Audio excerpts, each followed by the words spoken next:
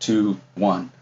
All right, everyone, this is Mr. Mean coming at you tonight, Wednesday night, 7:45 or so. We are recording this for posterity. This is a sit and chat with Mr. Mean and some of his virtual friends. As always, like and support the channel. Check the doobly-doo for notes. We're going to talk about just some of our favorite tabletop RPGs. I can speak. I can, really. And there's no rhyme or reason. This is just all off the cuff. We're having fun. This is not safe for work. It is not kid-friendly. PG-13 at best, probably PG-17. We are talking adult themes. If you find profanity and adult themes offensive, you probably want to turn away, and you're most likely not watching my channel anyway. So anyway, without further ado, I want to introduce NK.Zip and Conrad. Guys, take it away. Howdy.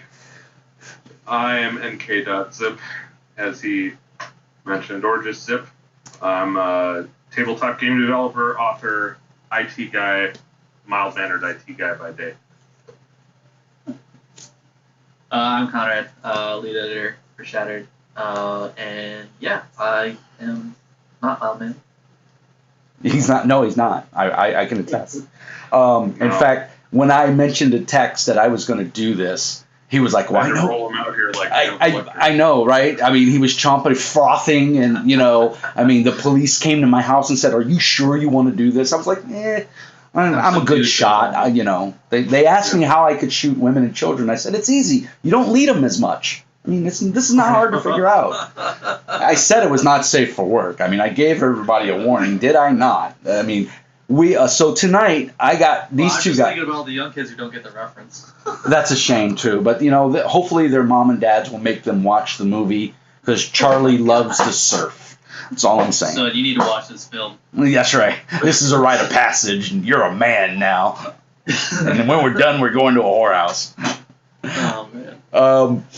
So I had this crazy idea about a month ago when I was chatting with NK, or Zip, and who else did we have on the channel? I don't even remember now. It was you. Conrad was here. And who's the third? I don't remember the other guy. Oh.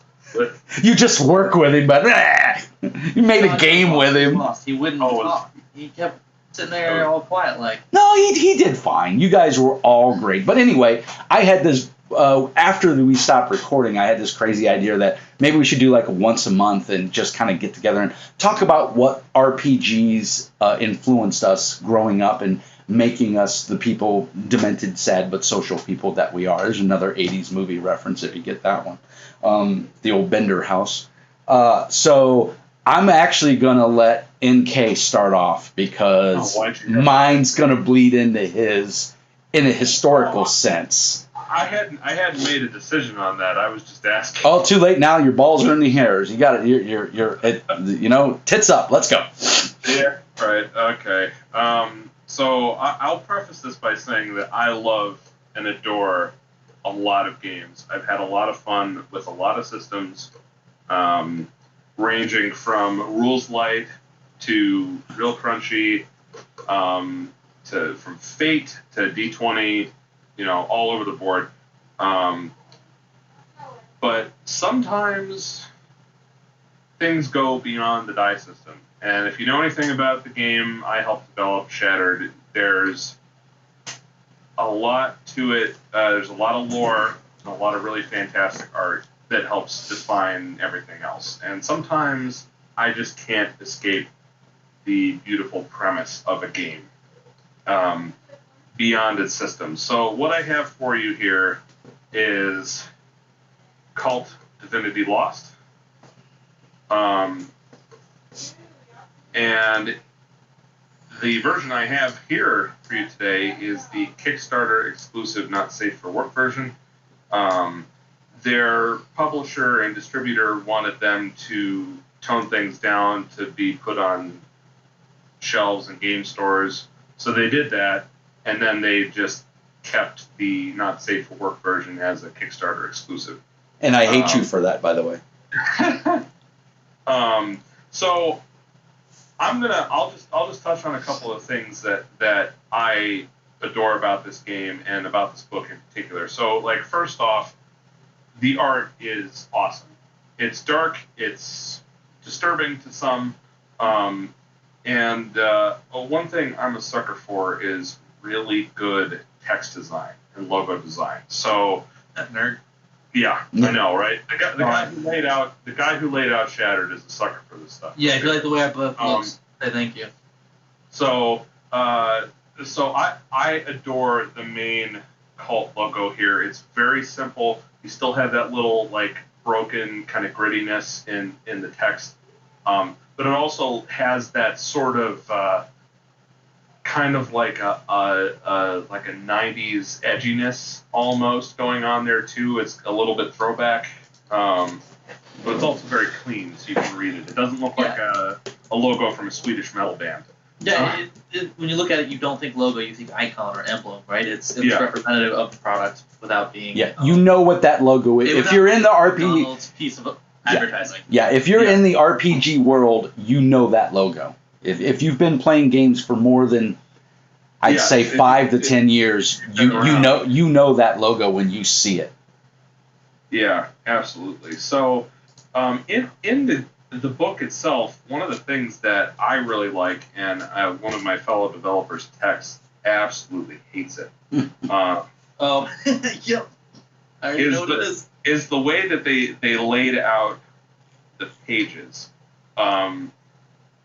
They do. Here's a good example. So they've got like this like angular cutaway stuff going on, and it's on like, I don't know, one every 4 or 5 pages or something like that. And I love it because it's different. It as much as I love books, I hate being confined to this rectangle shape, and I love it when people try to break that sort of rule. And they use it very effectively in some cases to fill in art and other things, but it also plays into the theme of the game in general, which is very twisted and dark and demented. So it just kind of helps play into the theme that they're trying to portray. Well, it's a great visual focus, like the white on black. Like you're like, oh yeah, that too. Yeah, I'm gonna hit you with some cool shit here because it's really funny, Zip, that's one of your favorite games, because the original Cult came out in 2001 and then was reprinted in 2004, and that was the first print. There was a second edition printed. It flopped miserably and didn't do well. But the first edition was done by Paradox Entertainment, and if you've been in the RPG industry for a while, these are the guys that tried to give Warhammer Games Workshop a run for their money. They're a Swedish-based company. Their American counterpart was Target Games AB, which was based out of the UK. And it's funny that Cult is one of your favorites because it's one of the early games that I actually did demo work for at Gen Con back in like 90, I think it was 91, 92, when Target AB was trying to break this game into America, because over in Europe it's a fairly well-known game. It's been around for, like I said, a long time. 2001 is a reprint, and the tagline was "Death is only the beginning." Which I thought was super cool. And I had the T-shirt. I had that logo, which was like an angel with the feathers coming out, and it was holding up a bloody crown on a black background. As much as I love that tagline, I can't help but just think about the Mummy. Right, which came way after. Yes, it did. And Cult was very much a game. It was in lines of like Vampire the Masquerade, personal horror, horrible choices, which hopefully in the end would lead to something good. They never did. And then of course it got redone by Helmgast AB, out Cabinet Entertainment, and that was 2018. I think that's the version you have. Yes, it is. Powered by the Apocalypse, which is a tragedy because the original game system was very similar to the game that I'm going to bring up. They're actually sister games, believe it or not. I do have to say I like Apocalypse and how that works pretty well. Dungeon World, most of the Powered by the Apocalypse, Scum and Villainy is a fantastic game. It's basically Powered by the Apocalypse, a modified system, and you're basically Han Solo and crew. And the way the game works, it's fantastic. But so go on and show us some cool art from Cult. But I just wanted to throw that up because oh boy, if I could find some that's like not gonna get your video banned. I won't get my video banned. I only have 705 subscribers, so I'm not big enough to. Because I mean, like, there's legitimate like full frontal nudity in this book. Well, let's not go nuts, but if there's a suitably disturbing picture that sums up Cult, and Conrad, I'm putting you on the hook. So you need to go through your book while we're babbling and find the image. Oh, yeah, I don't have it. You don't have a favorite image in the book? No, it's the one I decided to talk about. I only have it PDF in it. Oh, okay, no worries. This one's definitely a good one that I think helps convey the game a bit. Yes. Oh my gosh. This is something. This is very akin to a monster I would write for Shattered. And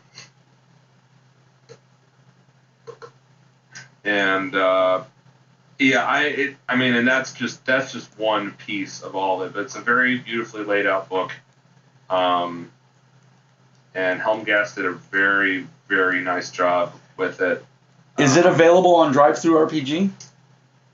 Believe it is. All right. Yeah, I'm pretty I thought it was, but I'm not sure. But I'll tell all the viewers to, if you're interested in Cult, it's a very dark game, very mature. Yeah. This is not a game for your 13-year-olds. This is very, very, very dark.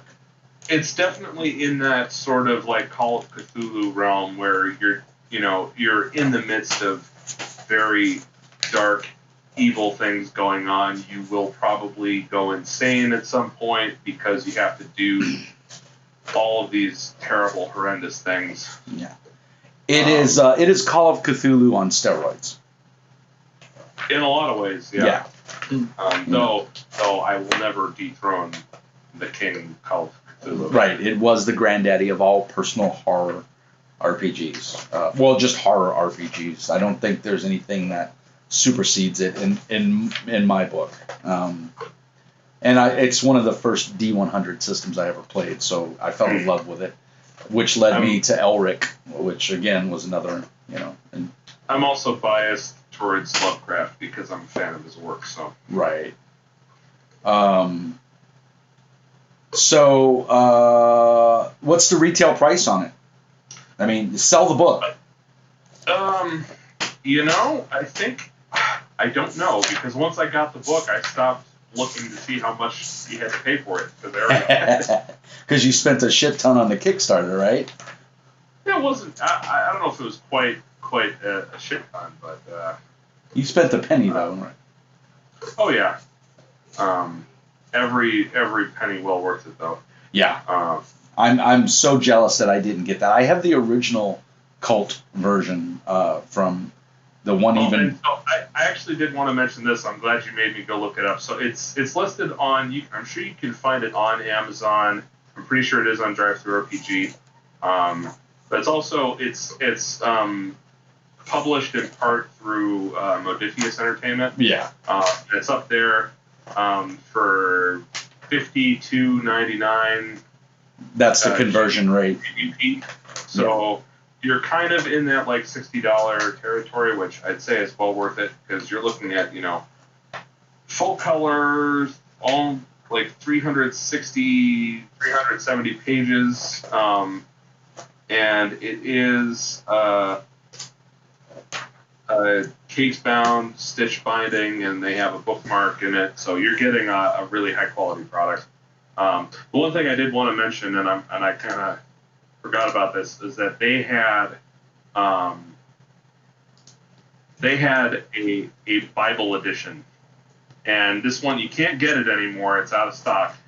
But it was literally all of the core game rules, sans art, in a book that was supposed to be shaped and formatted to appear like a Bible. Old blue cotton. Yeah, and I was like, wow, that's I mean, in a lot of ways that's like edgelord in a way, but at the same time, I had to appreciate the audacity that they just did it. Yeah. And you know what? The original edition was just as bad. I remember one of the starting adventures and one of the things that you could download off their website, and this was way back in the early days, was and this may offend some people, but we warned you at the beginning, this is an adult-themed show. One of the starting adventures was a priest who was a child molester. And what he was doing was gaining power for one of the demons by causing pain to the children. And, he was feeding his own, weirdness. It was not a game to be taken lightly, and a lot of people had a big beef with the game, and they've toned it down quite a bit. I mean, I know the art's very evocative and everything, but if you can get your hands on the original game, it was very disturbing to read if you were tender-footed, so to speak. You had those parents that were like, RPGs are devil worshipping. This is not the book you want identified. I don't think anyone on the Sheriff team is tender-footed. No, not at all. I was saying for the benefit of my listeners It's never dark enough. and watchers. It is on Drive-Thru RPG for the PDF for $31.28, and you can get all the peripherals, the GM screen. There's a couple things. I'll make sure I put all the links in the show notes for the games that we speak about tonight, and use my affiliate link so I get a kickback. There you go. No, but it's in all seriousness, you don't have to use my affiliate link. I appreciate it if you do, but if you have your own source to get it, definitely we'll put links to all the games. So, have you got to play Cult? I actually have not. Unfortunately, I've read through it a few times, and I don't have a local gaming group that I can play with. I'm about to have one, but they're still very much in the realm of being used to like D&D and Pathfinder. They're not ready to branch out yet. Yeah, if you show them that, they'll be checking into a mental ward. and this is not the book to branch out with. Look, shiny elves. Cult. No. Yeah. No.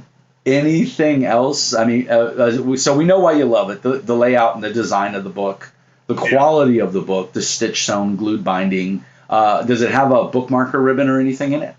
Yes, it does. Yeah, all the good ones do. All that stuff I'm going to pay attention to. I'm going to notice. Right. Well, that's your bread and butter. Yeah, it is. And like I said, the Apocalypse engine works very nicely for pretty much any game that uses it. But this one's no exception to that. So yeah. So that's definitely a buy in your book. Absolutely. All right. Absolutely. So give me a tagline. What would you say if someone was like, "Oh, I don't know about that cult." What in a sentence or two, sum it up. Oh.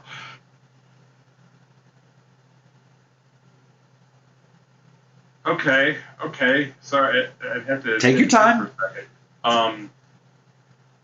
So if you liked Brian Fincher's Hannibal television series, you will like playing this game.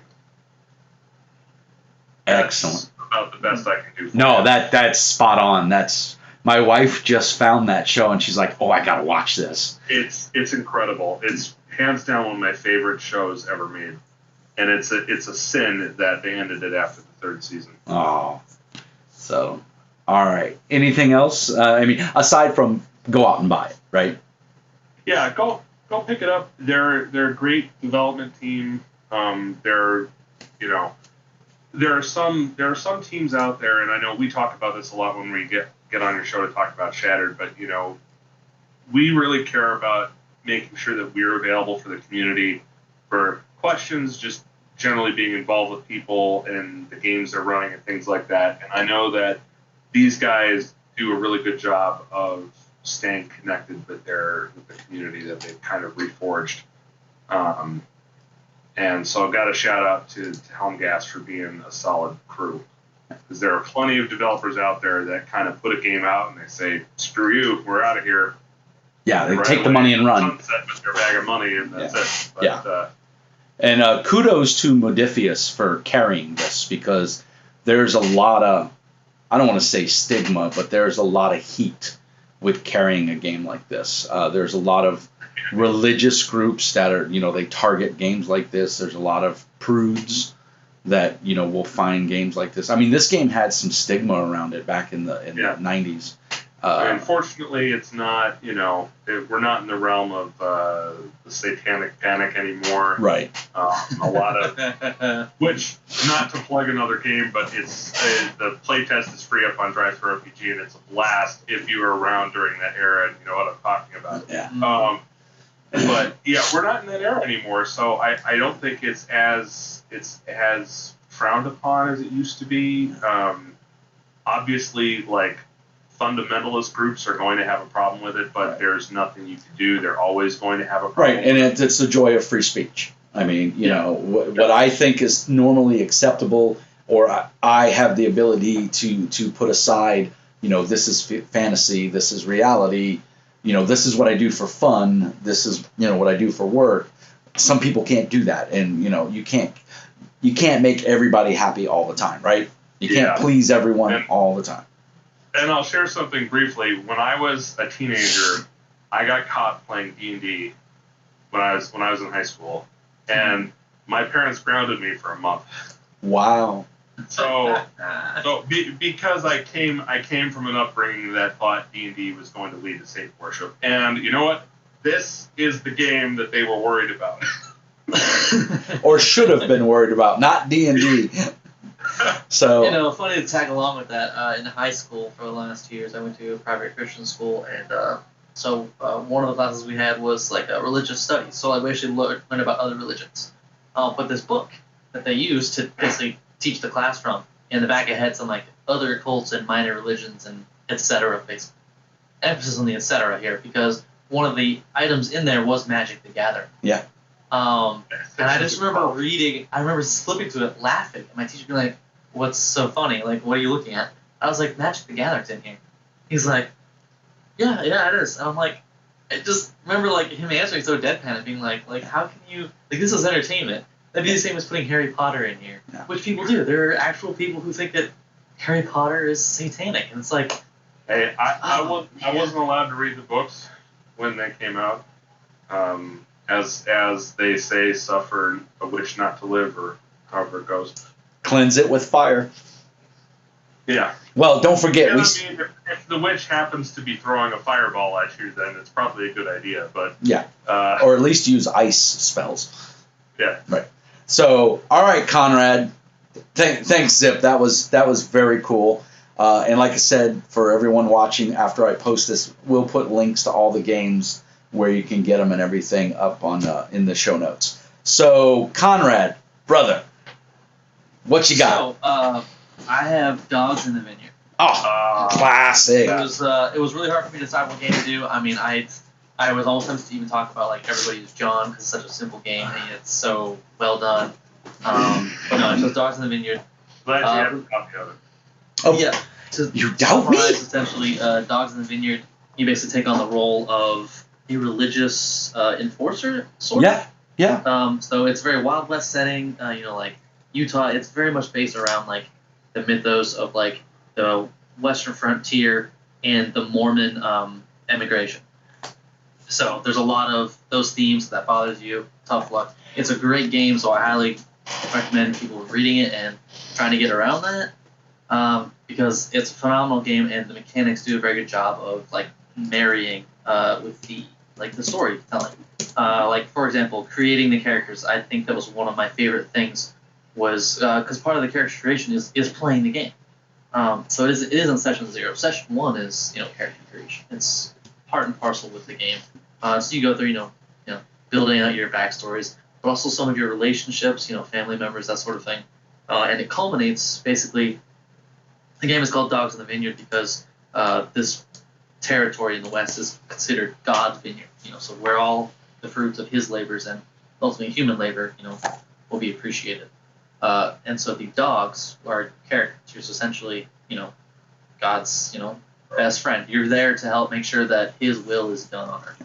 You're troubleshooters. So, yeah, emphasis on shooters sometimes. Yeah. So yeah, you basically go to this academy where they teach you basically how to exercise demons, how to recognize when there's a demon problem, and there's a lot of leeway in the game for you to decide how supernatural, how mundane you want it to be. So it could be very subvert, where it's just like, yeah, there's clearly a demonic infestation in this town, or you could have like little demons popping out of people. It's entirely up to you and your group. I've tended to play it somewhere in the middle. Like, there was obviously people behaving out of character and some supernatural things, but for the most part, demons never actually appeared. Right. But they go through the academy, and part of finalizing character creation is actually having an event that establishes like a trait for the characters themselves. So, for example, when I ran the game, one of the guys was like, I think what one of my character's goals during the academy would be to successfully exorcise a demon from someone. I was like, okay, that's excellent. That's a perfect goal.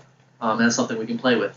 And so it teaches them the mechanics and also actually helps them get invested in the character. It's so wonderful. I wish more games had a mechanic like this.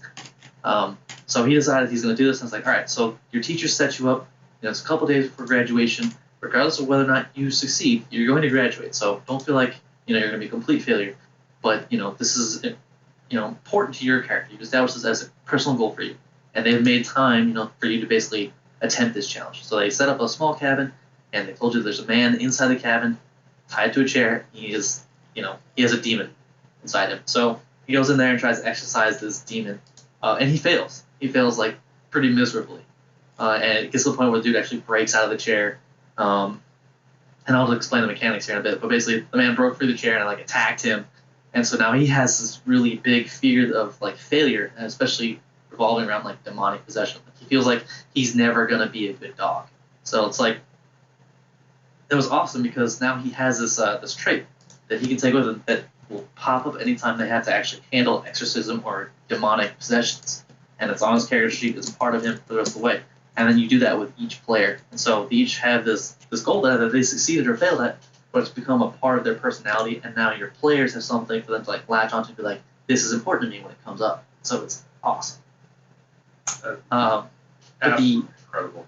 Yeah, no, it's wonderful. And then the conflict resolution was also wonderful because I haven't played. I know other games exist like this, but basically your dice, it's all it's not all D6. That's a lie. It's mostly D6s, yeah.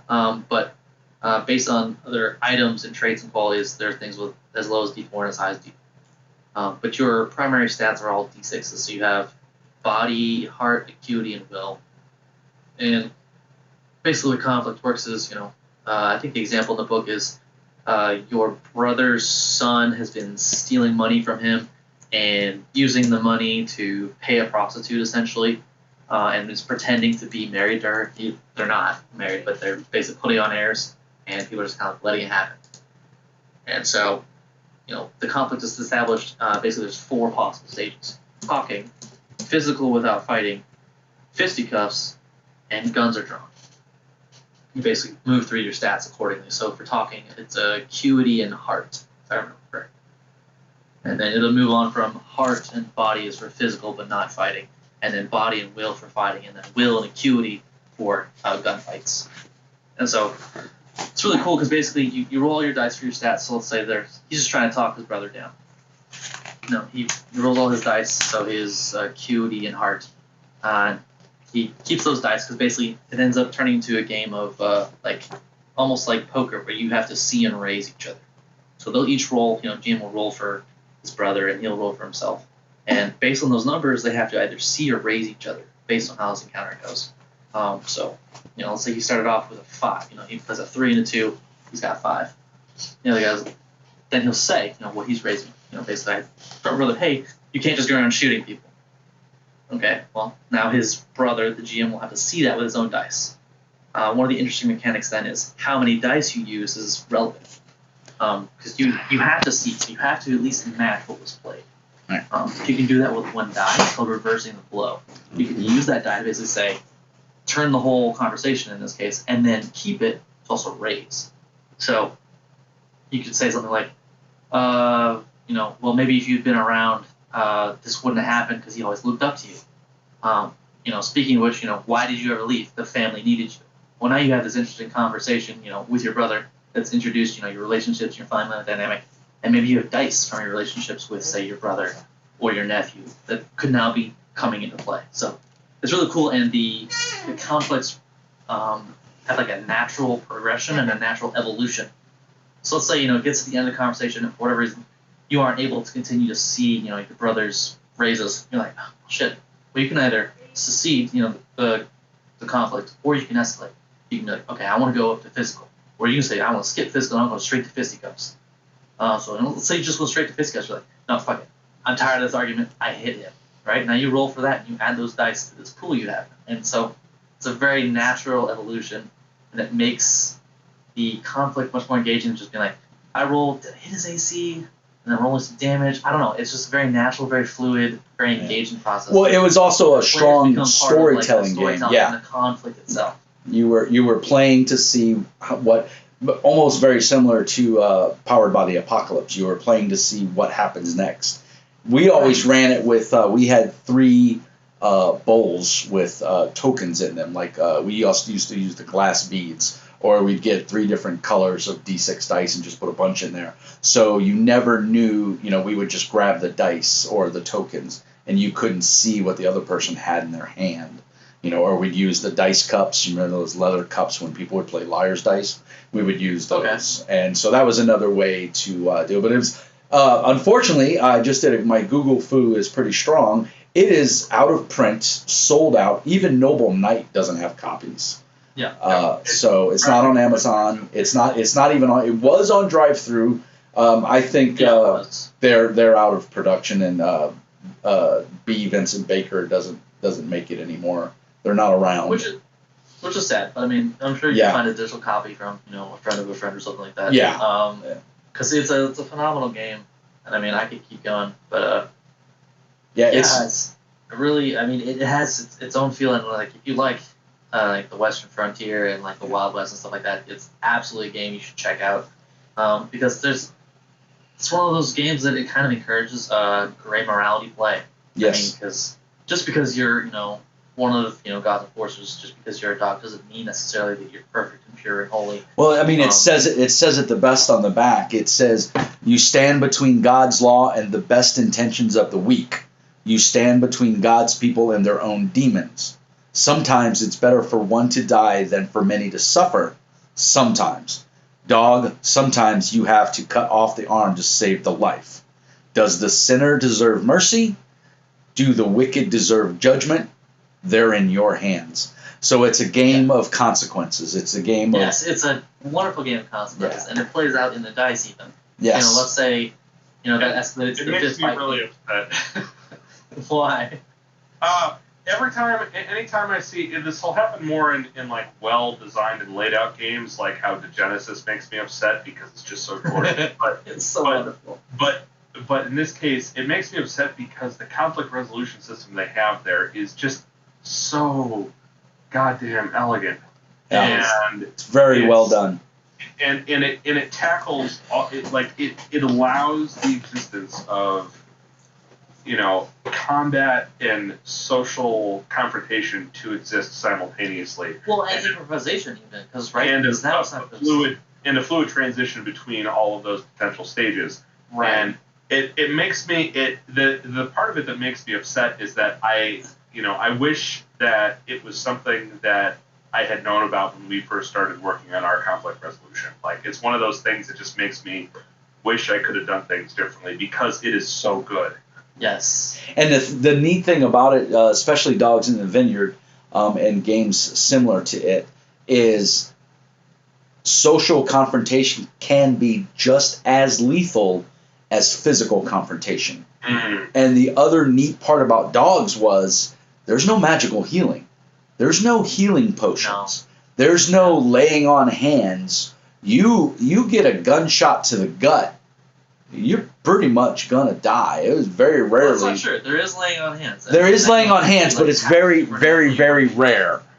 Because if I remember correctly, you had to like be a true Yes. believer, and you So- had to have like no doubt, and it was a difficult there are role. rituals, right? Yeah. And how are those rituals is based on how well you follow them and if you have the right numbers. Yeah, but So, if you're the dog that gets shot, and you're, and this is a game that really does well with like a two-player, a GM and a player, or a GM and two players. It's one of the few games, that you can run like a solo RPG or, just one-on-one, because it is. I recommend 3 players Yep. just because the power of 3 is a thing it's a consistent feature in your rituals and also gameplay, and so Right. you wouldn't want to deprive them of that. But yeah. Well, and it's definitely heavily story focused. So you're going to be giving a lot of limelight to each player, and Absolutely. it's very narrative. Players that are just going to sit there and not talk is not going to make for a very fun game. And there are like D&D players, not to pick on D&D, but there are a lot of role players that are just socially inept, and the only time that they come out of their shell, so to speak, is when they're role playing.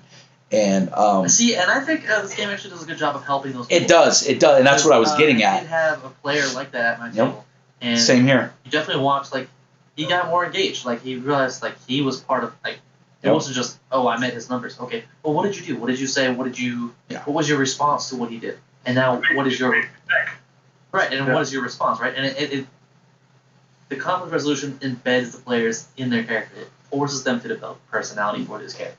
Yes. Whether they want to or not, and whether they realize it or not. Yeah.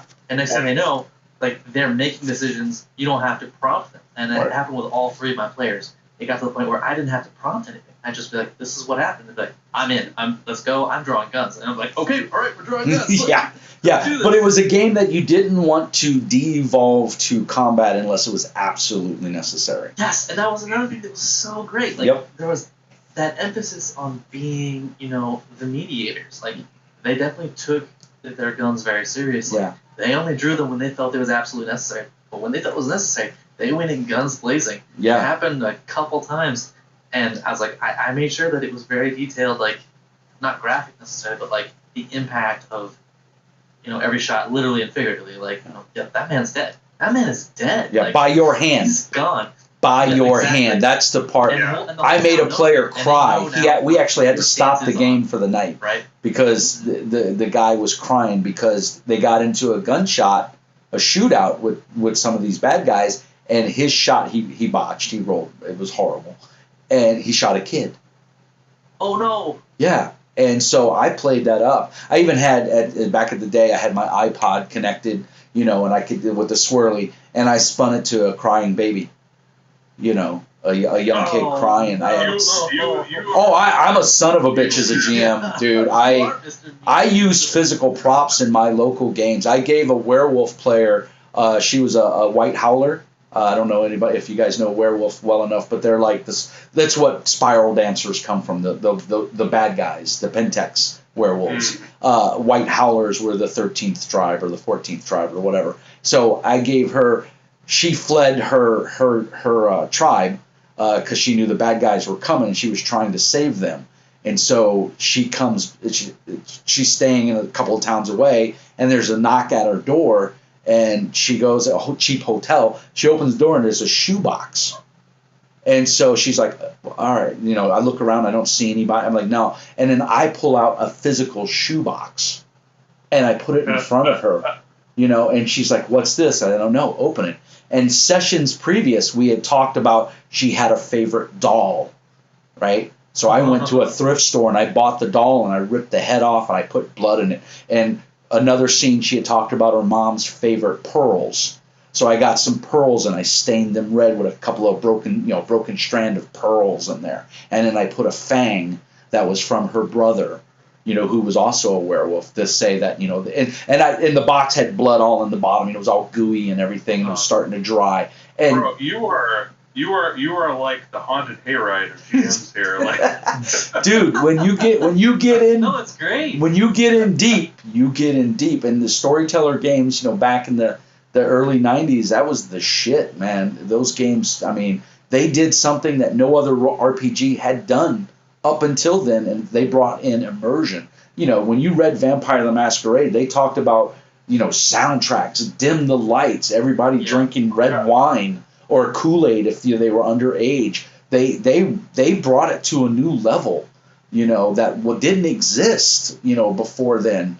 And, I'm a grognard. I was there for that. I lived in California when the guys at White Wolf were being developed. I played with those guys. So, yeah. And, that's it, to take it back to dogs, like that is one of the things that makes it such a special game, especially today if you go dig it up, because, we have, we've got right now, the RPG culture is booming right now thanks to things like Stranger Things and others. But all of it is focused around D&D, and even before it started booming, D&D has always been, the granddaddy of the whole hobby. And for better or for worse, the problem that D&D systems bring to the table is that they are purely about rolling the dice. And they don't do a whole lot in terms of actually role-playing. No. And which is okay, because... I will say that's changing, though. I will say that's changing. Some people are murder hobos, and that's just what they want to do. Right. They want to go in, and they want to be a barbarian, and they want to swing, and they don't want to think, and that's perfectly okay. Sure. They want to play their D&D the way they play their video games. That's fair. Yeah.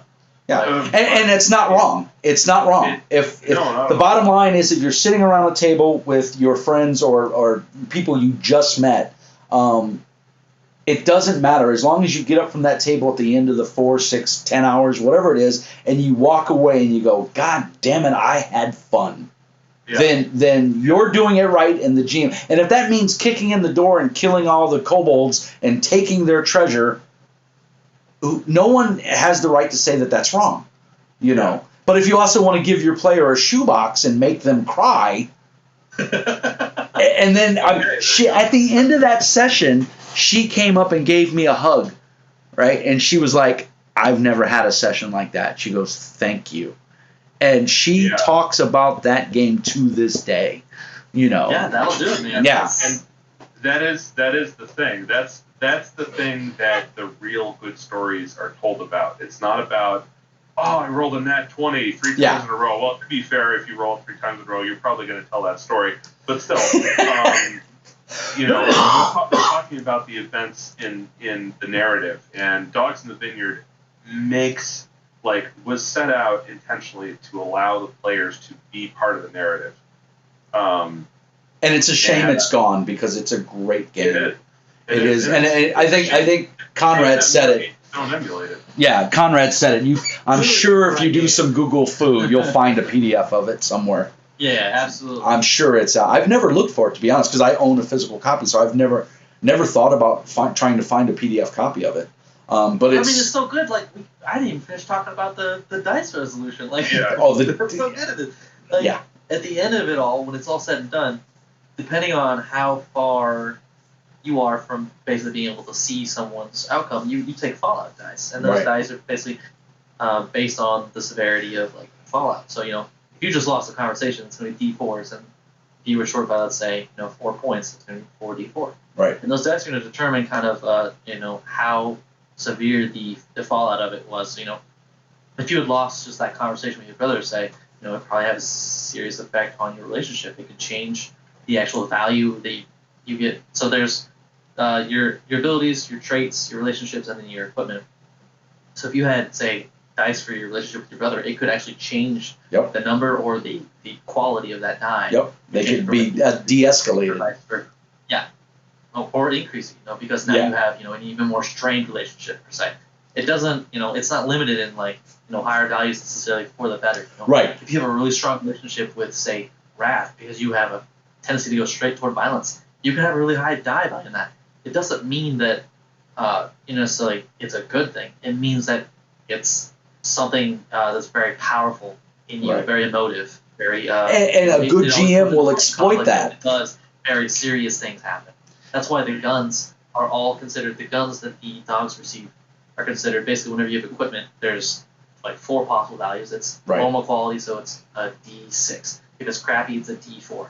If it's big or excellent, it's a D8. And if it's big and excellent, it's 2D6. So it's like it can get really serious because the guns they give the dogs are big and excellent. And they're guns. So they get the 2D6 plus 1D4. So whenever guns come out, it's serious business. Things happen. Yeah. Yeah. And a good GM will exploit those dice pools as well, or Yes. a learned GM. I shouldn't say good because that's connotating that there are bad GMs, and there's no doubt about that. But it's inexperience. It's inexperience, right? An experienced GM or someone who's read the book through and through is going to know to exploit those dice in the right time. Because you got a guy who's a powder keg, and he's rolling D8s or 2D6 or 3D6.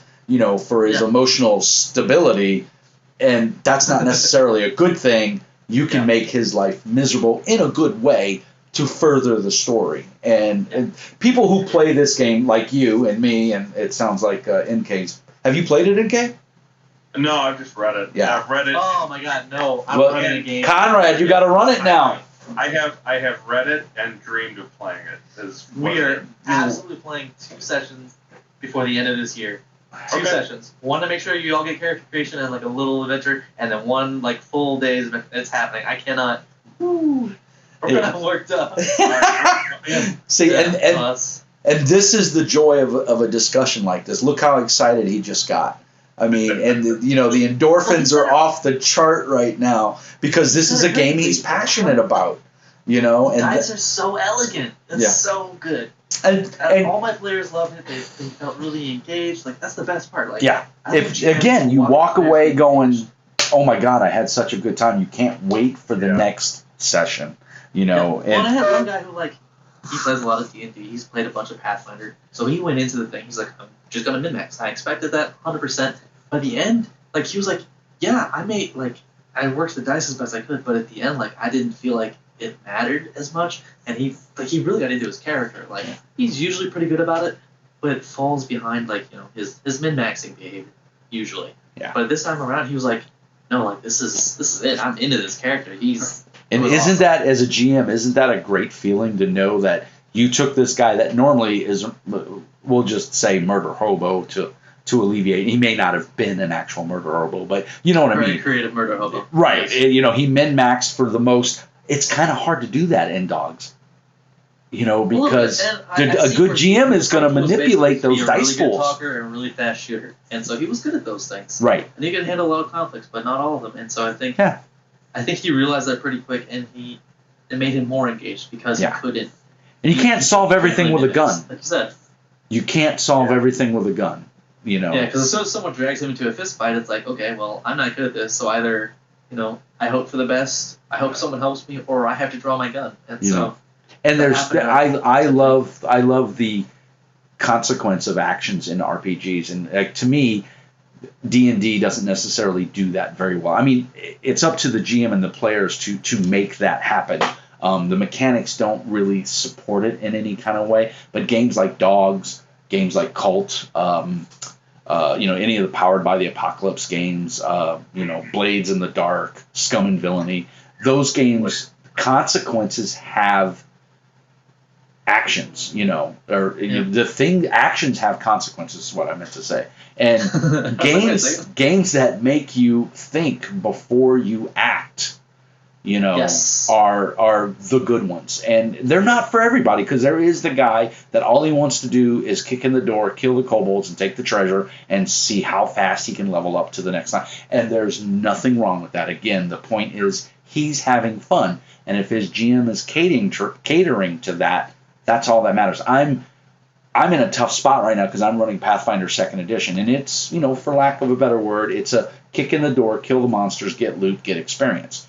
It is a little crunchy, but it's within my level of comfort. And I think that's what I love about Docs so much. It's I've played other games where I have players like that. I tried one of my buddy Jeff, that knows him. First time I ever tried to introduce him to an RPG was because it was a random day. We had him and another friend over, and for whatever reason they were like, "Let's play, a tabletop RPG. Let's play." And I think it was the I'm gonna forget it's based off a video game. It's one of my wife's favorites. It's a Bioware game. The fantasy. Yes, Dragon Age. It was the Dragon Age tabletop RPG. And I was like, are you sure you guys want to do this? Like, I literally have nothing. I haven't run it before. I'd have to, like, make up a story on the spot. You guys still have to make characters. Like, you sure you just decided at, like, 5 at night you want to do this? Like, yeah, let's go. I'm like, okay. Get them all set up, get going. And Jeff was just constantly like, I didn't like what that guy said. I want to attack him. I was like, okay, I need to establish 2 rules for you, right? 1, you say it's going to happen, and you roll dice. If you roll dice, yeah, that's the one. If you roll dice, it's happening. If you keep carrying on like this, I don't want you to keep taking it back. I want you to understand that there are consequences to your actions. If you attack this dude in broad daylight in the middle of town, the constabulary is coming. Like, you're just a nobody in the middle of the street right now. So, don't just go casting spells at everyone willy-nilly in town. Like, you're in town. Yeah.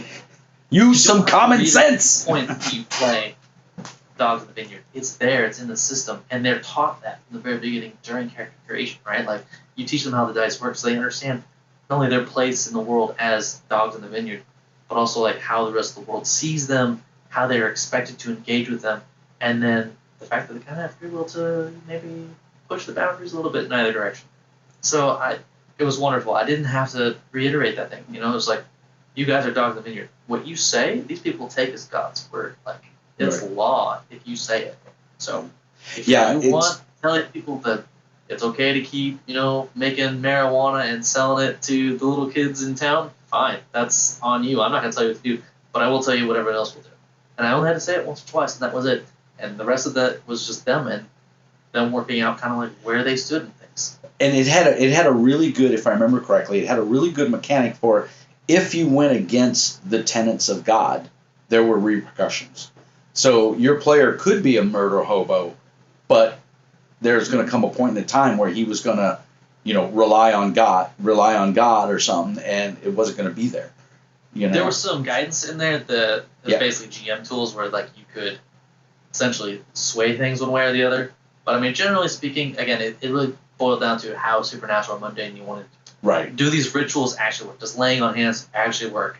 No. Does consecrating earth actually do anything? Does blessing the dead actually do anything? So it really was kind of up to you and your group. And that was something we established earlier. I was like, we didn't want full supernatural. We didn't want to be like, that dude is clearly possessed, writhing on the ground, foaming at the mouth, speaking in tongues. There's a demon. But we definitely did want some of that supernatural element, so it was there, people started being erratic. And you put as much as you need. Laying on hands did work a couple times, at least it seemed to. But and the thing is, because it was so mysterious, the 1 or 2 times that you did it, it was like, like, oh my gosh, like, wow. And it has an impact. It means something. Whereas, a cleric in D&D, and again, we're not picking on D&D. It's just the analogy that everyone understands. It's the standard. It's the standard. The cleric lays on hands and is like, oh, yay, I'm back up. I can go fight now. In a game like Dogs, you do that, and people are talking about you. Hopefully wake up tomorrow. Yeah. And you do that in a game like Dogs, and people are, you're like, you're, I don't want to say the Messiah, but you're clearly touched by God. You just exactly, and people are going to be like, and that's why, if I remember correctly, and it's been 2004 since I played that game. I believe one of the tenets was dogs kept moving. They didn't stay in one place too long. So part of the emphasis of the game was to make it episodic. You don't stay. You basically circuit. Moving on to the next. You leave the academy, and you just start hitting towns, and you kind of develop your own route. You basically just travel the territory, helping anyone in need, righting wrongs and killing demons, depending on how supernatural you run it. Right, and every GM is going to run it different. Big thing in there is, even if you don't make it supernatural necessarily, if you make it pretty mundane, there's still, I think it's like the 8 steps of a demonic possession. Yeah. And so basically it's an escalation. So, if you're step 1, it's like, oh, one person is misbehaving pretty regularly. Whereas if it's like step 7, it's like people are fornicating in public and killing each other, and it's just like the town is, deranged, basically. Eating flesh, And so yeah, I mean, the first one I introduced my players to, just to make it pretty clear for them, I think it was like stage 4. It was like kind of under wraps, but they're like, something is definitely fishy here. Yeah. And it kind of led them down one path, and I'm like, no, this is everyone. This is like an everyone's problem. Yeah, it was like the whole town. One of the great movies that I took inspiration from when I was running Dogs in the Vineyard was the original Wicker Man. Oh yeah. You know, with not James Connick, the Michael Caine, a very young Michael Caine. And if you've never seen that movie, do yourself a favor and go see a piece of British cinematography. It's on this island in the British Isles. It's a small island. It's a fictitious place, but it is based in some fact. And there's an old religion. And yeah, it's, you know, and he's sent there by the church, I believe, to investigate what's going on, and he gets caught up in all these, you know, and I don't want to spoil the movie, but it's a cult, basically.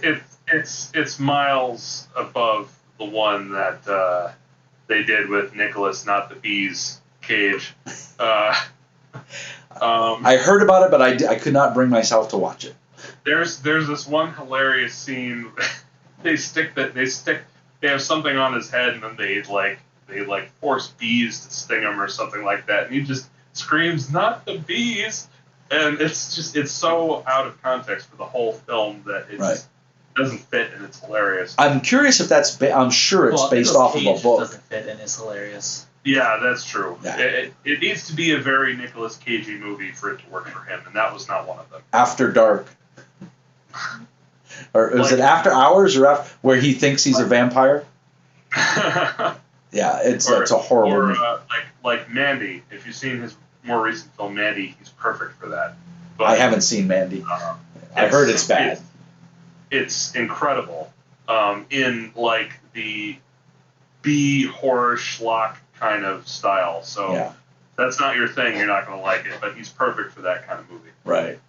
So man, yeah, Dogs. What a great and see, that's why I wanted to do this. Is just these little known games that, you know, Dogs is a pretty popular game, but again, doing a Google search, it's out of print. You can't buy it. You know, so that's a classic. You know, it's only 2004, but it's a classic, and it's one of those games, like Conrad said, that just it's in depth, and it's in as depth as you want it to be. I think I went to Gen Con in 2004, and I remember sitting in on a guy's game, and he basically was using the game to basically play gun shooters. And I'm very fond of saying there are no bad games, there's only bad GMs.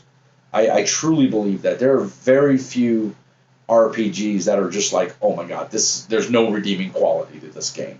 Fatal. Which one? Nothing. Now, come on, spit it out. Fatal? Fatal is, I think, everyone's punching bag. It's one of them, yeah. The other one is... I sold it. I did a review of it. It was a post-apocalyptic, somewhere in the future. I'll have to go back. I don't even remember the name of it. It was so... It was Shattered. No, it was not Shattered. I'm kidding. NK, if you saw the layout of this book, you would have flown to California, tracked these guys down, and you would have beat them with the book. It was that bad. I unfortunately know some people, I'm not going to name names for obvious reasons, who do very bad layouts, and it hurts me every time. Yeah, yeah. And I'm not even a professional. Like I'm not saying that as some guy with like a degree or a professional career in doing this. I'm just as a self-taught guy who did this for Shattered, and if you look at what I did in Shattered, then he's just naturally gifted. Yeah. I think I can speak on the topic a little bit. God, I wish I had a camera right now. I was like, I have the book right here. Just a tiny bit. Yeah, like God, there are some people just decide that like you guys are probably not going to get this. Some people decide that like inch wide gutters in a 2-column book. Oh my gosh! Right. And like, no, it's not. Don't do it. Like unless you have art in the gutter, like don't do stuff like that. But Yeah. I mean, so what about yours? What's your favorite one that you've been teasing this whole time? Well, friggin' tell us. I have the original, but it's in a box. I don't have, obviously, you can see I don't have a whole lot of shelf space left. It's an oldie but a goodie. Mutant Chronicles. Yeah. The original Mutant Chronicles was done by Target AB, Swedish company. They also produced the original Cult. And so these games kind of went hand in hand, where Cult was more about the personal horror and the degradations of man and his demons. And there was obviously a fight, between hell and the psyche. Mutant Chronicles took it a little more on the anime comic side, not so serious, techno punk instead of steampunk. And I've loved this game for 20 years. I mean, it is a phenomenal game. It's been around. Modiphius, this is the game that put Modiphius on the map. They did the Kickstarter for this, and it was, Chris Bunch was working out of his garage in England, and now he runs a giant warehouse and he's a multi-publisher. I really do have to hand it to them, because watching Kickstarter as long as I have, even prior to ours, they know how to do a Kickstarter. They pretty much just kind of showed up, and then they were there, and they were everywhere. Yeah, and now they're a household name. Yeah, and I have to hand it to them. They've done a fantastic job. The 2D20 system. Yeah, the 2D20 system is phenomenal. They kept the character generation, adolescent tables and everything from the original, but yet they put their own spin on it. They changed the mechanics. They went with this 2D20 dice system, whereas the original Mutant Chronicles was a single D20, and you wanted to roll high. This is 2D20 or more, and you want to roll low. And it was its own. It'd never been seen before. It's a totally different system. Your attributes are important. Your skills are important, because it's what gives you your total, and that's what you need to roll equal to or less than. The art in here is great. Paul Bonner, he's done a ton of art for Magic. He did a lot of the original art for Doom Trooper, the card game. This is an RPG that is not very well known, but has been in the media for 20 years. I mean, they've had Super NES games. They had a video game called Doom Trooper. They've had collectible card games, several spin-offs. In its heyday was just as big as Magic. They were having, $100,000 grand tournaments for Doom Trooper card games. So it spawned a couple spin-off RPGs that unfortunately failed. Well, Target AB was a classic example of financial mismanagement. They had an IP. They came from the background of a miniatures game called Mutant Chronicles, and then they had a very successful board game called Siege of the Citadel, and another one called Blood Berets that was based off of Siege of the Citadel, but took it a little further. And I mean, this game has just been around for 1993 was the first printing of it, and it was full color, glossy pages. I mean, they pulled out all the stops. It was too busy, in my opinion. I don't think it had but it was back in that time, the 90s of excess. More is more. So everything was high glossy, and it was mismanagement of money that put the company under. They did a lot of. Can you open her up and let's see some pages? Show us some of this glorious book. The art is kind of abstract. It doesn't have a ton of art in it, believe it or not. Like, here's some guns. I mean, Okay. Who doesn't like those? Right. Who doesn't love guns, right? And NK, you see the heavy border all the way around the pages. But one of the things I do like is it's consistent. It may not be the best layout, but it's consistent. So far, it looks good. I mean, yeah, the art is. 4 pages. The art wasn't horrible. Let's see if I can get it. There you go. Yeah, that's perfectly fine. Yeah. Yeah. I mean, it just looks standard. It's standard, like techno fantasy. D&D book. Yeah, I mean, it's just a standard layout. Yeah, it's nothing. But the art went the gamut of dark and gritty to noir. Yeah. So they had several different artists. This is the first book Modiphius produced, and it's stitched. It's got a ribbon, bookmark. It's very well done. This is not the Kickstarter edition.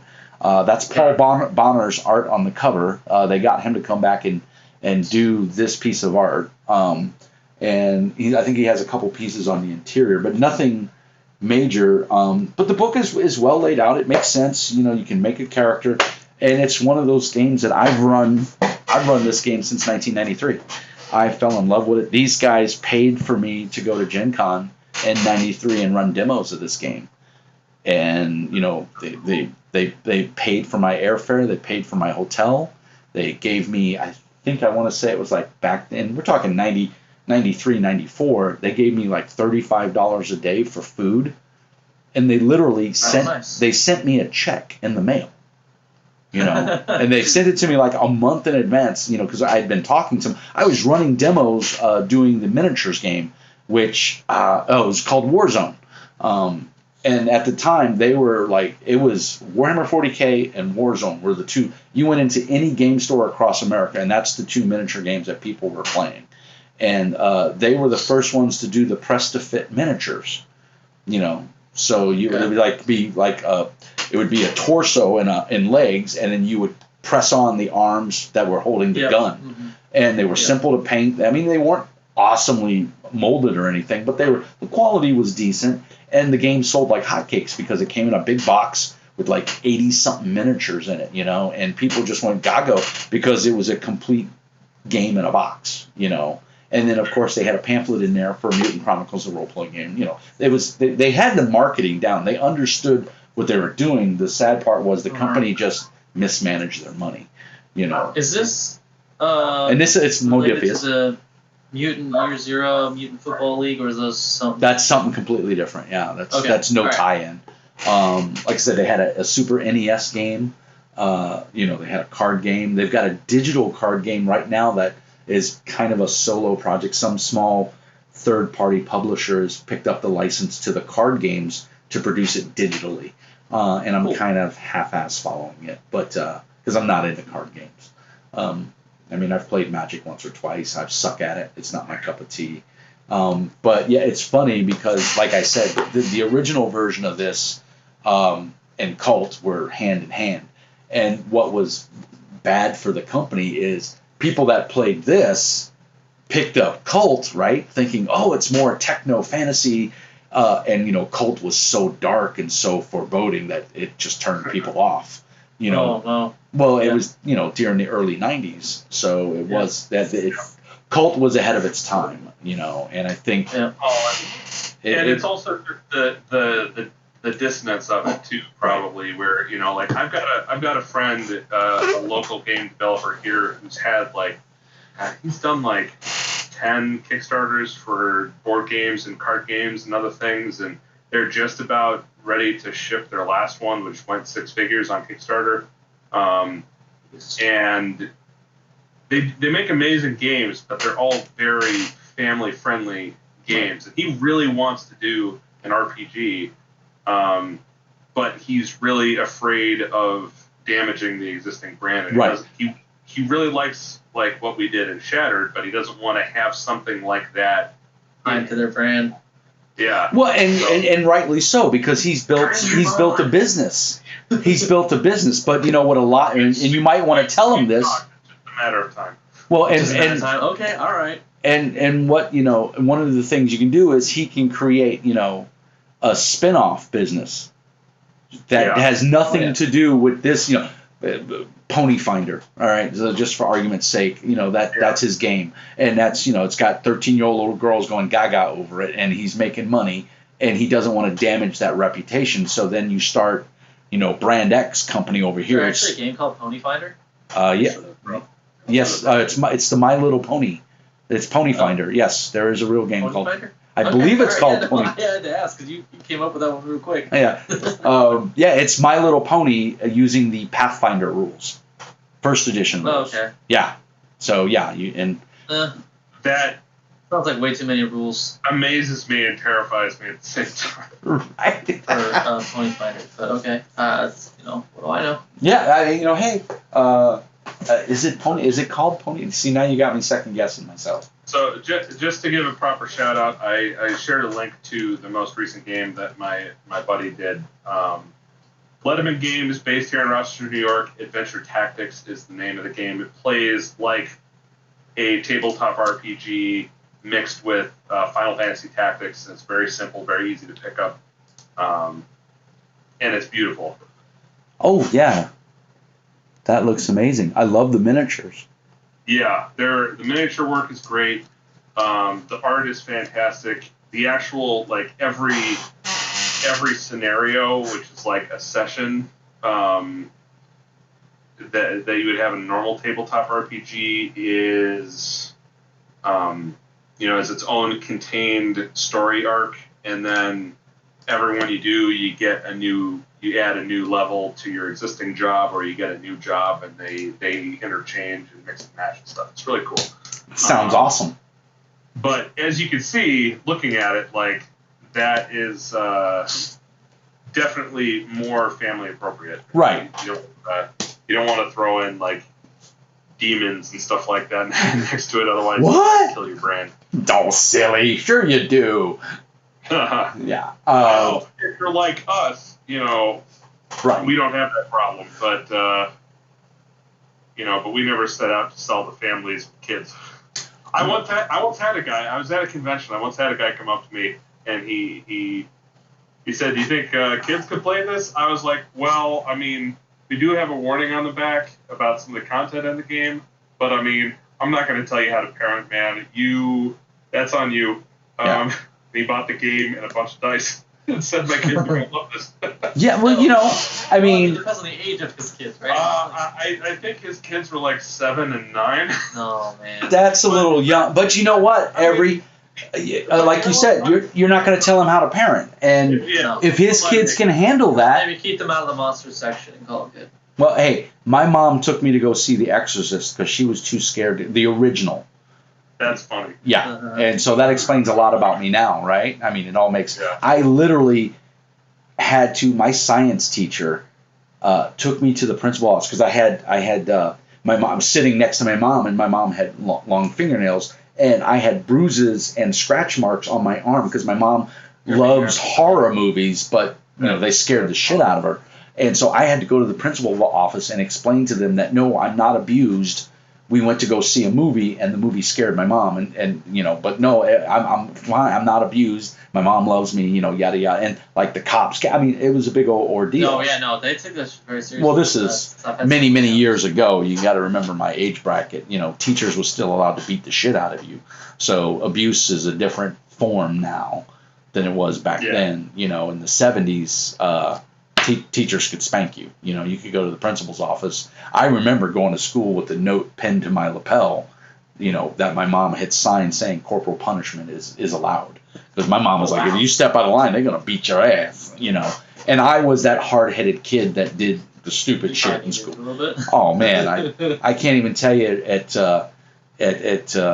Brooklyn Junior High how many M80s I put in the toilet to, blow up. Yeah, I was a monster. And it's amazing I'm not in jail right now. But I did, stand in front of the judge and say, yes, I think the military would be a good option for me. So that kind of might have had something to do with it. I don't know. But yeah, so Mewing Chronicles is just one of those games that's near and dear to my heart. I mean, it's not the first RPG I played. I played the original D&D that came in a little Ziploc bag. And it was just little white pamphlets with chits. Polyhedral dice didn't exist, and my mom bought that for me. I saw one under glass at the museum, the Seattle Museum of Pop Culture, and I was amazed. Yeah, and it was line drawn art. There was nothing fancy. It was stapled. The little books were stapled. And they were not much bigger than this. In fact, they were probably roughly, I think they were a little wider. And I have mine signed by Gary Gygax and Dave Arnaz. So,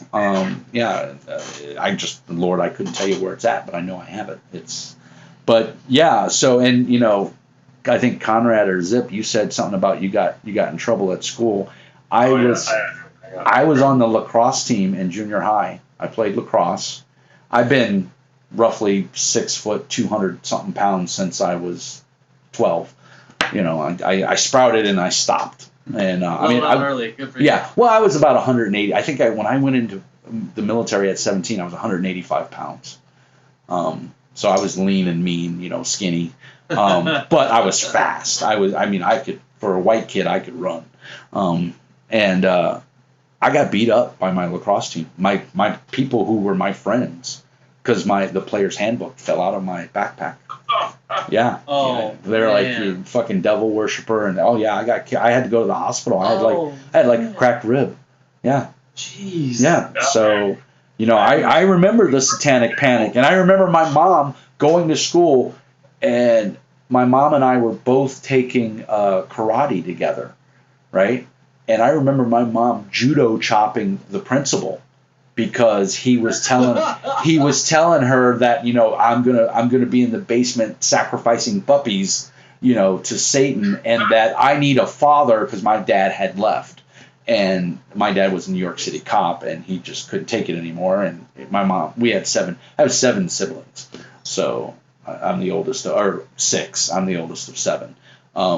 And it sounds like you need to do a podcast on your childhood, because this is an adventure. It's all fucked up, dude. But yeah, my mom karate chopped the fucking principal of my junior high because he was hitting on her while telling her that I was going to grow up to be a degenerate. I mean, and he was right.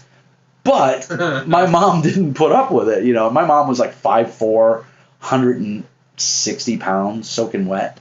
She was not a big woman, but she whooped his ass.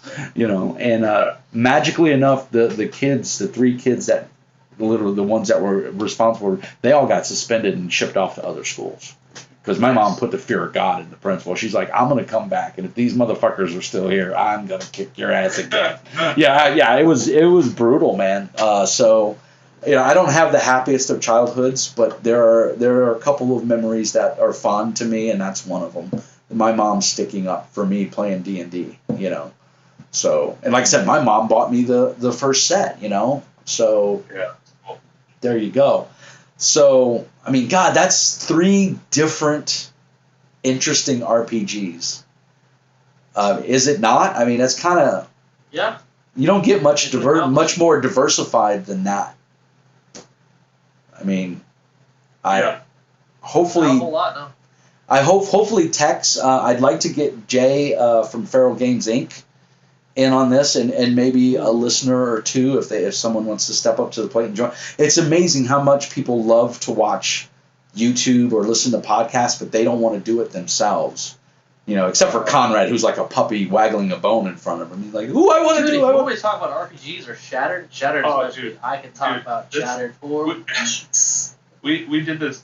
We did this podcast a couple of weeks ago with a guy who just wanted to talk about monsters, and Conrad was like drooling over the idea of being able to do that. And rightly so. Get on the call, and my kid was born, and it was really the worst possible time for them to schedule this. I was like, I want to go. Well, I mean, first of all, I love chatting with you guys, and me and Zip had talked after the other interview, and we were like, yeah, we should do this. And so I just happened to be in front of I'm always in front of the computer. It's what I do for a living. And so I was like, oh, I better mention this because I'm going to forget about it because I'm not very smart. I admit it. And I mean, and Conrad was like, let's do this. So it's super cool because you guys are in the industry, and I think it shows, our listeners and our viewers that you guys are normal people. You know what I mean? And I use normal loosely, Conrad. There we go. So because I'm definitely not normal. Don't let me in with that bunch. My head is way too fucked up to be normal. Exactly. On a serious note, a lot of the reasons I play RPGs is to deal with my mental stress. Being over in Iraq, being a police officer for over 10 years, I've seen a lot of messed up stuff. And you're gonna write your memoirs, man. Yeah. Well, that's assuming you assume I know how to write. Shame That's on what editors are for. Also ghostwriters. Ghostwriters, right? Non-diplomes. But I don't know if we've mentioned them to you, but the Dungeons and Dragons crew that we've been working with a lot recently do have a lot of good conversation about. Yeah, I've been on on their Discord, and I've chatted with them, and so yeah, they let me plug a couple things. They let me post the video we did a month ago, and then Texas talked them up to me, really cool things. So yeah, and they are, one of their guys is a clinical psychologist, so I think that's really cool. And I do listen to their podcast now. So, and of course I've watched the Shattered play. Of course, man. Tex just sent me a message today. Yeah, I guess he was trolling drive-through, and I guess he was looking at the comments on Shattered, and he cut and pasted into Discord. Oh, yeah, he shared that one with us. He shared it with us too. Yeah, and I was like, dude, he's like, well, just thank you, man. I was like, why are you thanking me? First of all, I should be thanking you guys because you made awesome content that gives me stuff to babble about. And the other part is I thank Drive-Thru-RPG because as far as I know, I'm the only YouTuber that's allowed to post videos in their review system. They have a strict no hyperlink policy on Drive-Thru-RPG, and I reached out, because I was like, I've got all these videos, I need to, this is like a year and a half ago. I emailed them and I said, hey, I was trying to do a review and I put a hyperlink, and they sent me back an email saying cease and desist. They're like, you're not allowed to do that. It was when you sign up for a Drive-Thru-RPG account, it's in the rules. You should have read it. You said you read it. You clicked on the little box. Who reads those? Like, you read the EULA when you install software, right? Sure you do. Some of them. I actually have. I will pull up. I am that guy. When it came to buying my house, when it came to signing insurance, when it comes to anything like that, I can't remember what it was, but I signed something once, and someone came back and was like, well, you signed the agreement, didn't you read it? And ever since then... So you've been burned. I have to. Yeah. Like, most games, I'm going to skip your EULA. I know what it says. You own my soul, I got it. But, if I'm signing anything else, I read the whole thing. Yeah, well, my wife is the same way. She's like, can you just sign this 5-page document? Is it front and back? Okay, we're going to be here a while. I'm reading this. Yeah. Yeah, and the ones that get impatient with you, that's the ones you don't want to sign, because obviously they're trying to hide something. But and they came back to me, and then I said, hey, I emailed them, because it's all auto-generated, right? You try to post a link, and then it kicks it back and says, you tried to post a hyperlink, but it's not allowed, blah, blah, blah. So I emailed their customer service, and I said, look, I run a small YouTube channel. I buy a lot of stuff off of your Drive-Thru-RPG. I'm asking for permission because I don't like to type. I'm in IT. I type all day long. The last thing I want to do is come home and type. That's why I do video reviews. I don't want to type. If I like to type, I would do a blog. And they came back and said, yeah, sure. We checked out your channel. We like what we saw. So it was done. And I think at the time, sometimes you just have to go out and try. Well, the old saying is you can ask. What's the worst they can say is no, right? No, yeah. So I think at the time, though, Sean Patrick Fannin was one of the VPs at Drive-Thru-RPG. He used to work for them, and he knows me. We've known each other for years, and so I think. Oh, okay. I have I have no proof. This is just gainsay on my part, but I think he saw my name and went, oh, because I have a very distinct name. It's not my normal name is Norbert Polak, so that's not a common name. I'm not going to spread that anywhere. I actually like my name. I'm named after a 13th century German conqueror, and we can trace on my father's side. No conqueror was ever named Norbert. Don't lie. They're lying. We actually have historical proof, and I have a coat of arms. Right. I got a coat of arms. I could buy one for $15. That's right. Cool. Photoshop. I can have one in 5 minutes. Get out of here. Let's go. You nerd. Yeah.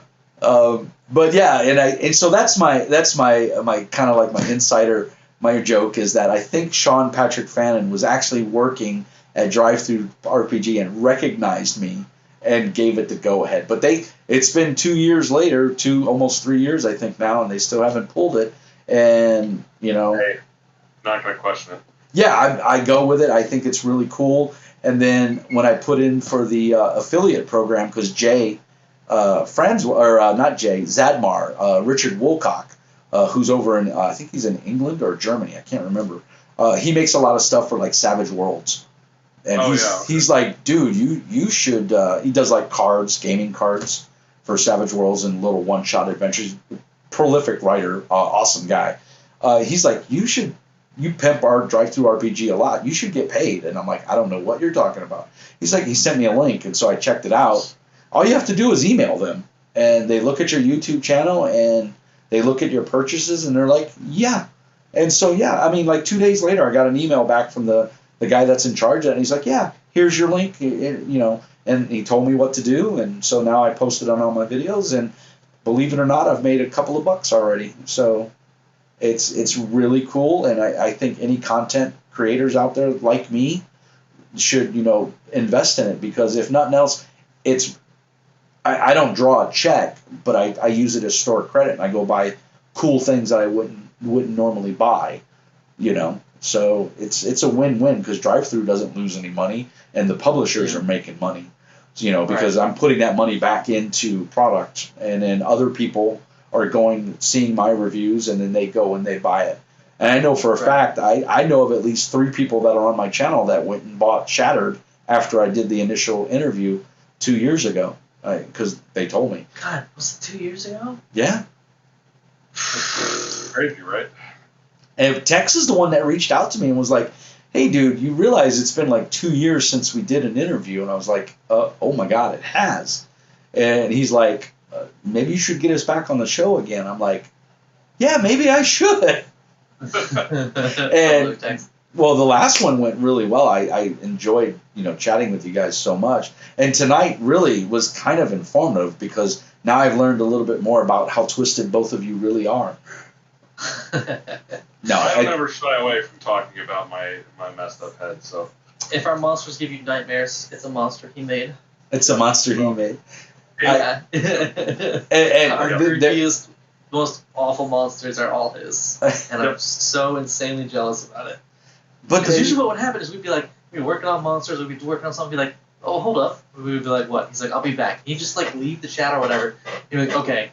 And he'd link us to the doc, because we did all our work out of G-Docs. And he'd be like, all right, here's this monster I think is really cool. And I'd read it. And it's just like the explosion of awful, evil creativity that he poured across the page. Sometimes he makes me so insanely jealous. You're making me blush. But that's true talent, man. It is. I will say I am really proud of some of the monsters I wrote. So, but I think the Pain Bearer is the example that always comes to mind.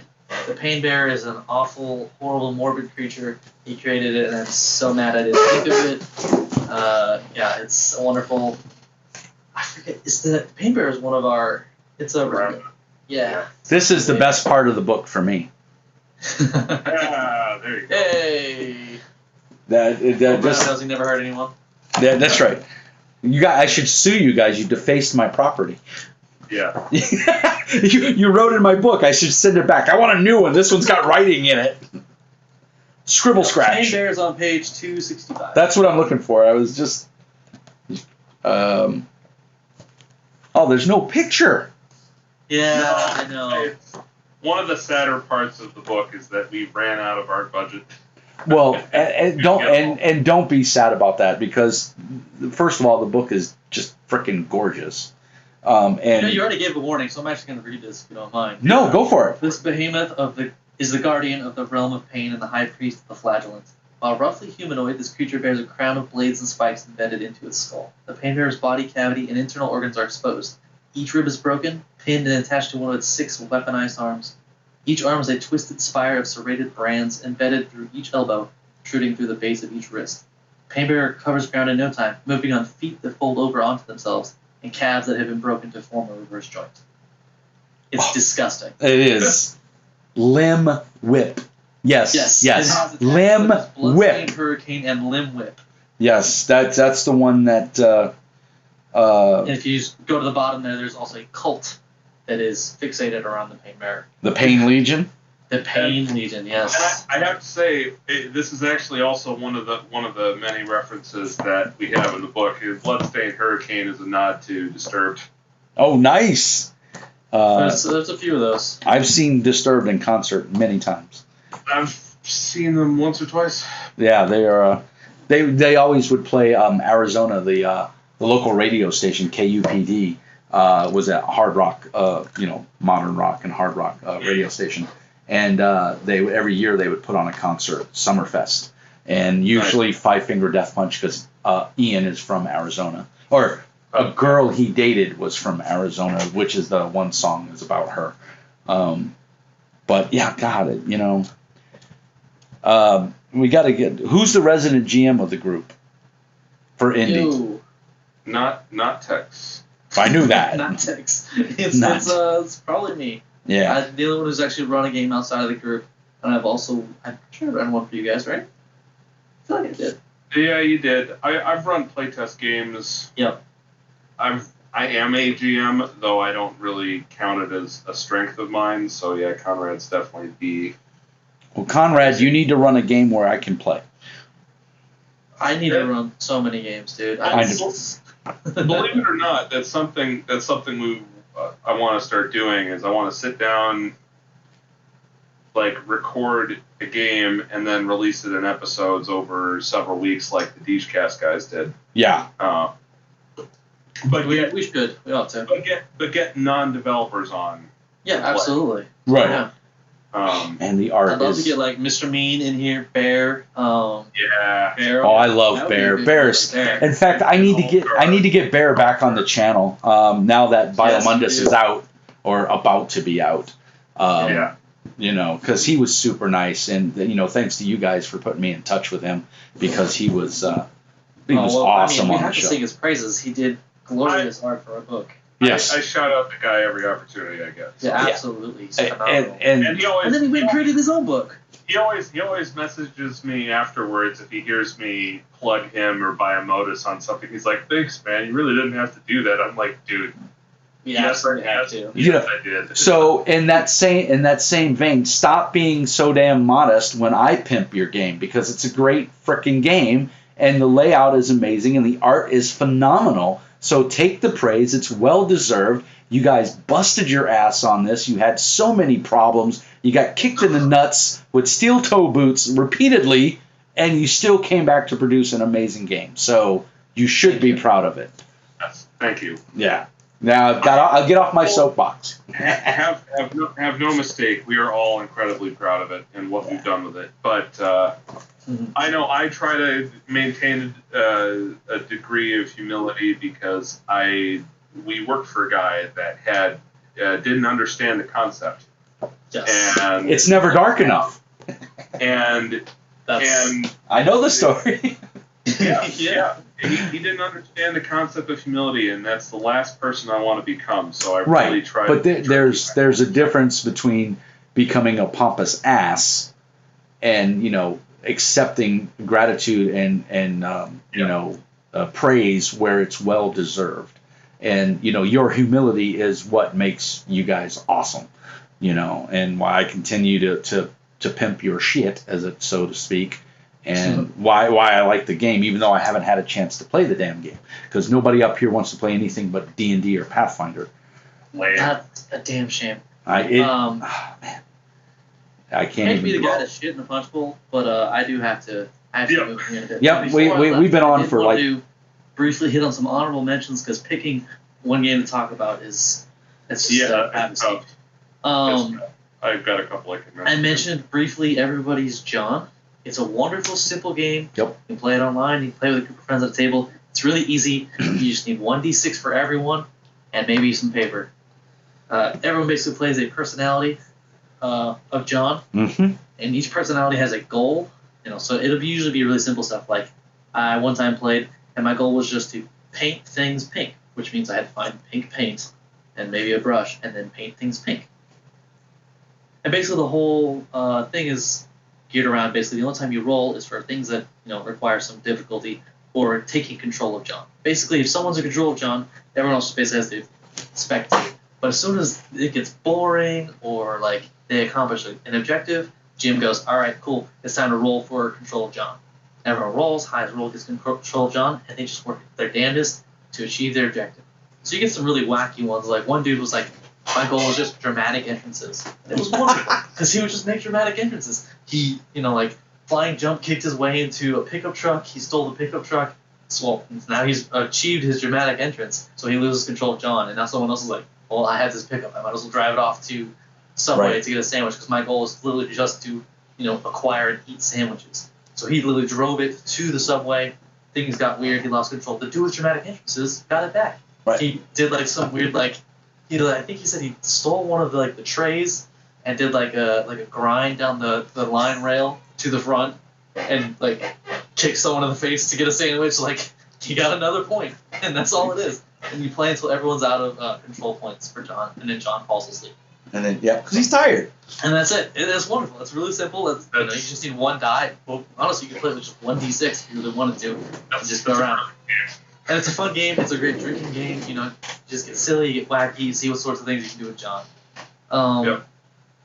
Another big one for me is Only War. We started, and you guys, we started a game of it that I was GMing, and I apologize to all of them. I have not been able to keep up with it. Life keeps kicking me in the crotch. It happens, man. But it's a game it just constantly keeps coming back to me in my mind. It keeps, inspiring creativity. It keeps making me want to develop and create more things. It makes me want to make video games, and I barely know how to program. So, it's really been pushing me, and I hardly touched the game. But Warhammer is such a wonderful universe. It's set in the Warhammer universe, and it's focused on playing as the actual Imperial Guards. Right. The lowest Everything of the low. Little mud kickers to dudes who run the artillery. There's rules for all of it. It's wonderful. They did phenomenal things with the D100 system, simple things like managing criticals, it's just doubles, but also doing hit location is a thing for both vehicles and humanoids. You just flip the roll. So let's say you roll a 36, you flip it a 63, and 63 is gonna be an arm hit or something like that. And so they did a really easy job of just making all these systems come together so nicely. And once you learn what all the different systems are, it's actually really easy to run and manage as a GM and as a player, I think. Hands down, my favorite character I've ever had in an RPG. Yes. And I just love it because, you really get I like games where the players have some sense of strength. I like playing hardcore survival Pathfinder. I like playing Only War. And I like running those games. It's a ton of fun to me when I can find a group of players who wants to do that and really get in the nitty-gritty. Manage your food, manage your rest, I like that. It's fun to me. Yeah. And so when I can find groups that do that, I take every advantage. Yeah. I absolutely agree. And to plug a light game like Conrad did, I've mentioned it before and I'll mention it again and endlessly, is Dread. And Dread is very similar in terms of easy mechanics, very similar to Everybody is John. And the loose concept is that you're a bunch of teenagers in a teenage slasher flick, and you're trying to escape the axe murder or whatever. And there's no dice, but whenever you perform an action that the storyteller deems would be reasonably threatening to your character or everybody else, you have to draw a tile from a Jenga tower, and then put it on top. And everybody shares the same tower, so as the game progresses, it gets harder and harder and more precarious to perform these actions. And I love hardcore games where I feel like I'm actually in trouble. And definitely had that with Only War when we played with Conrad. But even that, I don't think I've ever been so nervous to do something in a tabletop. Well, it's the physical repercussions of your actions. Yeah, exactly. That's why it's so great. It's a lot of fun, especially if you're trying to introduce people who aren't ready to tackle a D20 system or something like that. Right. It's a real easy way to introduce people to the RPG hobby. The other one is Eclipse Phase. Is that the second edition? This is first edition. Yeah. I kickstarted second edition. I haven't picked up second edition yet. Oh, it's phenomenal. I am a cyberpunk transhumanist body modification addict in fiction, and Eclipse Phase is all of that. So, uplifted squid. Need I say more? Yeah. Yeah. So you can play as an uplifted dolphin. Yes. Yeah. Yeah. Everything about it are the themes, concepts I adore. The one thing I'll say about first edition, it is not the most elegant system, and it's kludgy. It's easier to use a Excel sheet to manage your character than the character sheet itself. Well, if you look at the character sheet itself, it looks like an Excel spreadsheet. It's one of those games that was meant to be a video game that didn't happen. That's kind of how I feel with a lot of the Warhammer 40K. It's like you have so much potential right there for like a turn-based strategy game, and I just don't feel like they've ever fully capitalized on it. It's really disappointing. Because as much fun as real-time strategy can be, turn-based is my preference, 100%. And I don't know why they haven't made an XCOM-like game. Zip. Yeah. Yep. And it's got a ribbon. It's got 2. Yep. 2 bookmarks. It's important. That's right. If it's that important, it gets 2 ribbons. And it's got the rules have been updated, so that's you still need an Excel spreadsheet, but it's not as bad as first edition. Oh, Very well done. Okay. Really, like NK said, if you're into body modification, you're into cyberpunk. This is a real good one. Now, if you're into cyberpunk horror, then you go Cthulhu Tech. Yep. But if you like the die system in that one, which is hit or miss. Yeah, some people like it, some people don't. I like it, but it is a tad bit on the crunchy side. So, any other honorable mentions? No, that's it. I could go on and on and on. Right. Same. No honorable, not all mentions. Jesus. But I do have to bounce as well. So yeah, I'm gonna leave it. I'm gonna close it out with Faith. Oh, Faith. This is a Spanish game. Oh, yeah. Yeah, this is 2.0. I backed the first edition, which was more like a board game, but it was a tabletop RPG. And then they got a lot. I don't want to say they got heat, but they got a lot of. The character sheet was like a cardboard template, and you had little tokens. And so to make it an RPG, you kind of had to put it somewhere or you had to take a picture of it, because the tokens would move and everything. Yeah. It was a novel idea. It was very gimmicky, and it sold me hook, line, and sinker. Well, they got enough heat. They did a second edition, and I backed it on Kickstarter. I got all the books. Actually, my first set came in the mail, was mangled by the post office when I lived in Beaumont, Texas, and I donated it to the local high school. And the guys at Faith, they're Spaniards. They were super. They heard about it. They reached out to me, and they sent me a whole new set. So it was super cool of those guys to do that. And yeah, it's just if you haven't seen this and you like the cyberpunk and you want something completely off, no dice. It uses playing cards. It has its own proprietary deck of playing cards, but you can use regular poker deck, and it gives you all the rules for it. It's a very elegant, well done system. It's a risk reward system. You only have X amount of cards, and you have a hand of cards, and you have to manage it. You can go in guns blazing, but oh my God, if there's another altercation after that, and you're out of cards, you better dive for cover because you're not going to be shooting anybody. So some people like that kind of mechanic. Some people don't. I do. I like it when it forces players to think, to use their head, not use their muscles. The brain is a muscle, so let's use it. And so it's a very strong storytelling, very alien. Humans are basically mercenaries in the universe. Earth is a polluted mess. We don't even know where Earth is now. And there's aliens that pretty much run everything, and you're just a cog in the wheel. And it's all about personal survival and just seeing another day above ground. And it's a really good game, and it doesn't get enough press. So this is my honorable mention for me. I do want to say thank you guys for taking the last 2 hours out to hang out with this big nerd. It does truly mean a lot, and it was a stimulating and rewarding conversation. I hope my viewers and your viewers enjoy it. And let's do it again in a month if we can. Let's do it on I.N.D.E's channel, and you guys can host. And if you need me to record it or whatever, that's fine. It's just a feed, and just record a browser. Yeah. So but I'm happy to just sit back and be a participant as well and let you guys do all the heavy lifting. But I would love to do it again, and even whatever format we choose, and we can talk about that offline. But it is getting late for me too, and I got to go to work.